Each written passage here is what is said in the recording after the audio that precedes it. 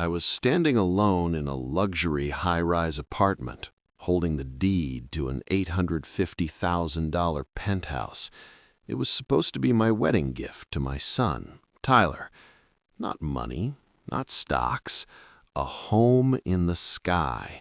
Something that said, "I'm proud of you," in a way I never said out loud. The windows stretched from floor to ceiling, showing the Atlanta skyline glowing in the afternoon light. I helped build this city.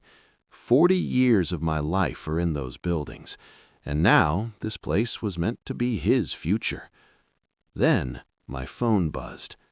Unknown number. One message. "Don't go to your son's wedding. Run." I stared at the screen longer than I want to admit. My first thought was a prank, a sick joke, someone playing games.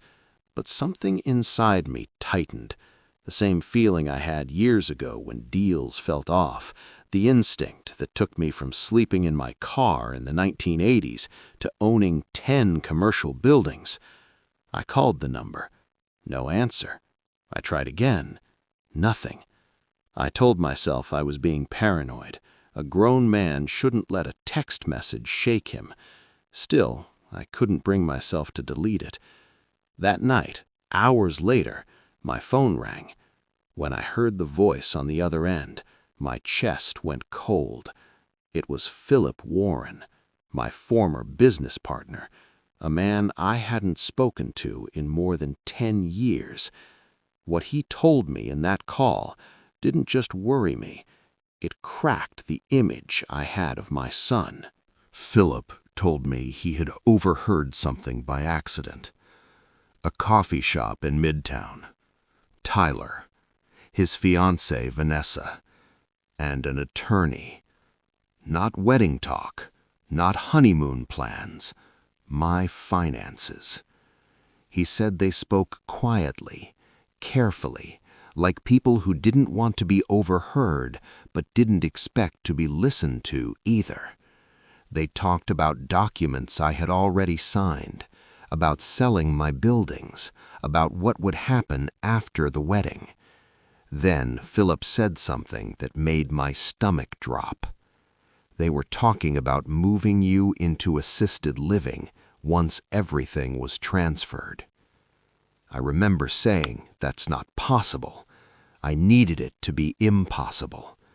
But when I got home, I went straight to my files, and there it was, my signature.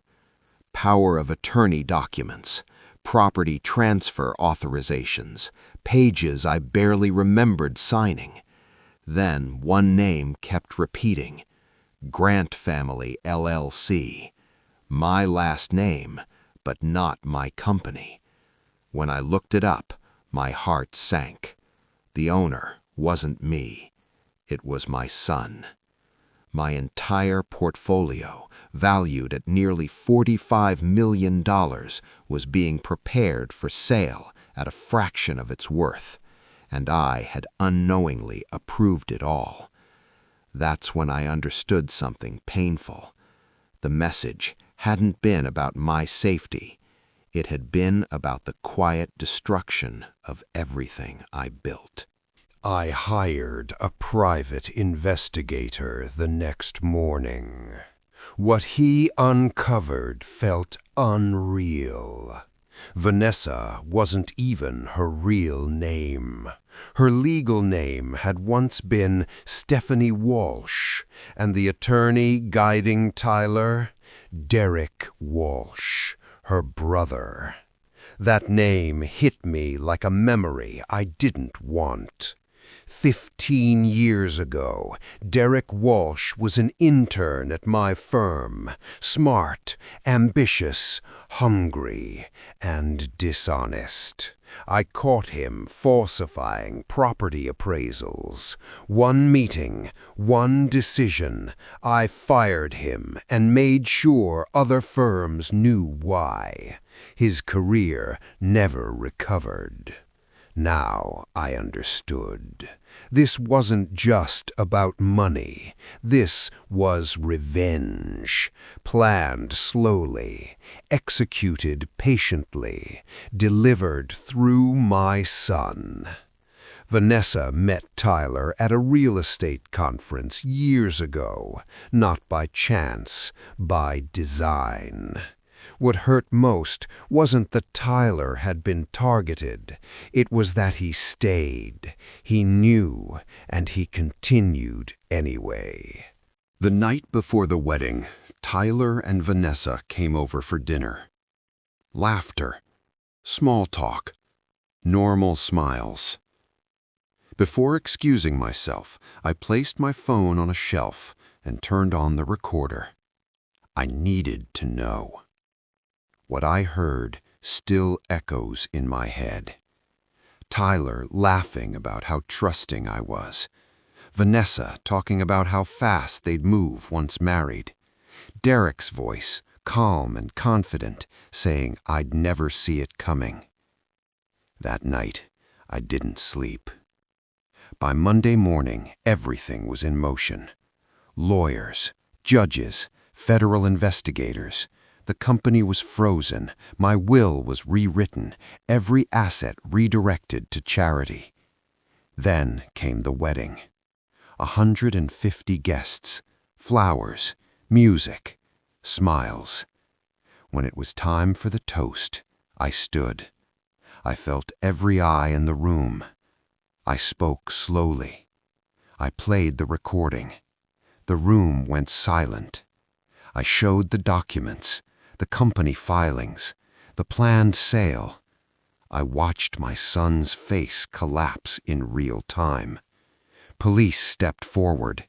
Handcuffs replaced wedding rings. The celebration ended in shock, whispers, and crying. The penthouse is still empty. Sometimes I walk through it alone, keys heavy in my hand, asking myself where love ended and ambition took over. Justice was served, the fraud failed, my work was protected, but I eat dinner alone now. That's the part no one prepares you for. You can do everything right and still lose something that mattered. I wanted to give my son a future I never had. Instead, I learned that some betrayals don't come from enemies. They come from family. And some victories, they don't feel like wins at all.